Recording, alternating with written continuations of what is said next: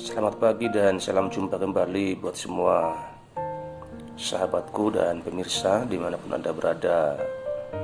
Pagi ini jumpa lagi di Sarapan Rohani bersama saya hambanya Mazmur Marbun. Topik kita hari ini, inilah penghuni neraka bagian yang ketiga. Saya akan baca kepada sahabat semua firman Tuhan dari Galatia pasalnya yang kelima, ayat 19 sampai 21. Perbuatan daging telah nyata, yaitu percabulan, kecemaran, hawa nafsu,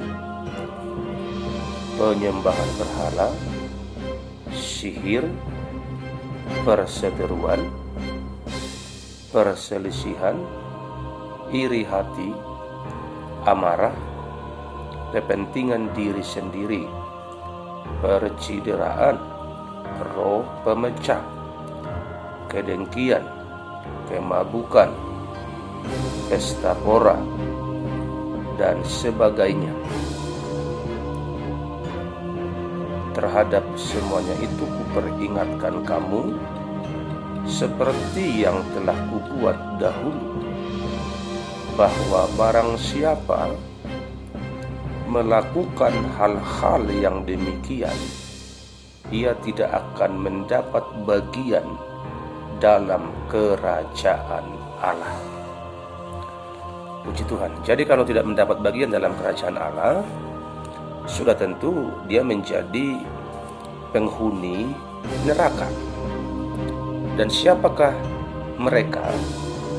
Dikatakan lewat firman Tuhan yang baru kita baca itu semua yang melakukan perbuatan-perbuatan daging.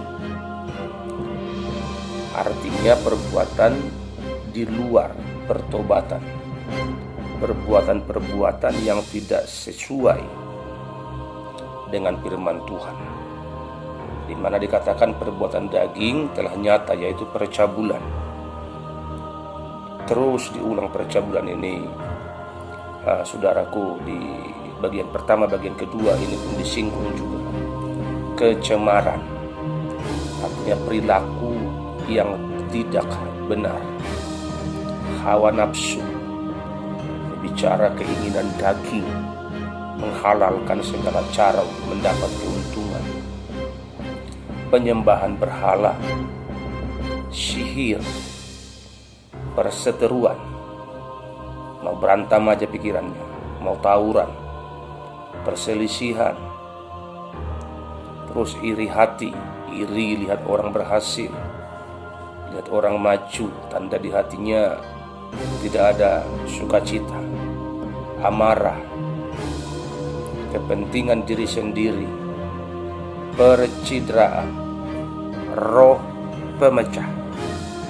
Roh pemecah ini sedang booming di negeri ini.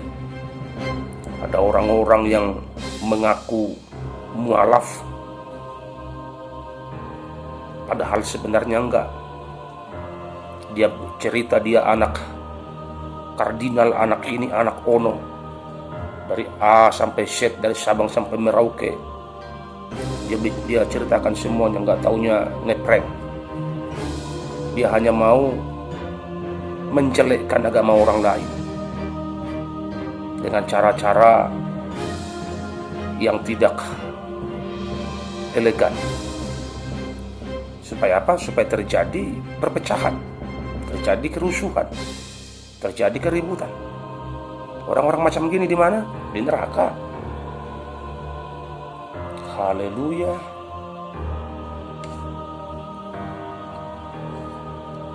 Kedengkian, kemabukan. Sekarang ada dua macam mabuk agama. Yang pertama, yang kedua, mabuk minum tuak, minum alkohol, minum minuman keras, orang bisa mabuk. Tapi yang paling berbahaya di akhir zaman ini ada mabuk agama. Orang dikit-dikit mengatasnamakan agama, perang atas nama agama, mencara atas nama agama, merugikan orang lain atas nama agama, berbohong atas nama agama, dan segala macam perbuatan-perbuatan yang tidak terpuji mengatasnamakan agama. Jadi agama macam apa? Mabok namanya, mabok agama. Dan itu sedang terjadi di akhir zaman ini sebagai tanda-tanda akan kesudahan alam, sehingga yang baik akan semakin baik, yang jahat akan semakin jahat. Yang jahat itu semakin jahat kemana? Memanfaatkan agama, gak takut lagi dia. Mengeksploitasi agama, gak takut lagi dia. Jualan agama, gak takut lagi dia. Kenapa? Karena memang ini zaman akhir, di mana sebentar lagi akan selesai dunia ini. Ada mabok, pesta pora, setelah pesta pora dan sebagainya. Ada ditulis di situ dan sebagainya. Artinya, sahabatku, sesuatu yang tidak tertulis tapi yang tidak sesuai dengan firman Tuhan, yang tidak sesuai dengan etika, itu pun tidak boleh dilakukan. Dan sebagainya itu termasuklah di situ merokok. Kalau orang bilang merokok, mana ayatnya? Memang jelas nggak ada ditulis, tapi dan sebagainya ini bicara apa? Bicara kedagingan, bicara keduniawian yang perlu dilepaskan dari hidup orang-orang percaya. Nggak ada di situ ditulis jangan menyeberang lampu merah, nggak ditulis di situ supaya kau nggak mati, nggak ditulis. Tapi ada peraturan yang dibuat manusia yang baik untuk kita, yang itu kita perlu lakukan. Kira-kira begitu artinya dan sebagainya ini. Berikutnya dikatakan, terhadap semuanya itu kuperingatkan kamu seperti yang telah kubuat dahulu, bahwa barang siapa melakukan hal-hal yang demikian, ia tidak akan mendapat bagian dalam kerajaan Allah. Jadi barang siapapun yang melakukan hal-hal duniawi yang di atas yang saya sudah terangkan kepada saudara, mereka tidak akan mendapat bagian di dalam kerajaan Allah. Jadi di mana tempat mereka? Di neraka. Jadi para sahabatku, para pemirsa sekalian, jikalau saudara dan saya, kita semua tidak mau di sana, di lautan api, di lautan belerang yang menyala-nyala itu, yang tidak pernah padam, yang ulatnya pun di sana tidak mati-mati kata firman Tuhan. Jikalau kita tidak mau ke sana, jangan lagi kita mencemari diri dengan hal-hal yang duniawi. Jangan lagi kita mengkompromikan diri dengan hal-hal duniawi. Jangan lagi kita mau dikuasai hawa nafsu, keinginan daging, nafsu jahat, keserakahan, dengki, iri hati, sombong, dan segala macam. Yang semua itu akan menyeret kita untuk masuk neraka. Jadi apa yang perlu kita buat? Hidup baik, hidup benar, hidup kudus, hidup sungguh-sungguh dalam takut akan Tuhan, lakukan firman Tuhan setiap hari. Kita berdoa. Bapa yang baik, terima kasih untuk pagi ini. Kami akan memulai segala aktivitas kami dan menyerahkan hidup kami dalam tangan Tuhan.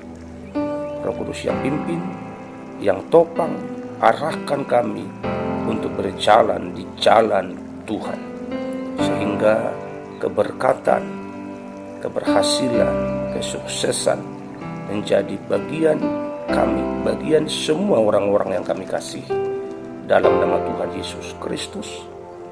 Haleluya.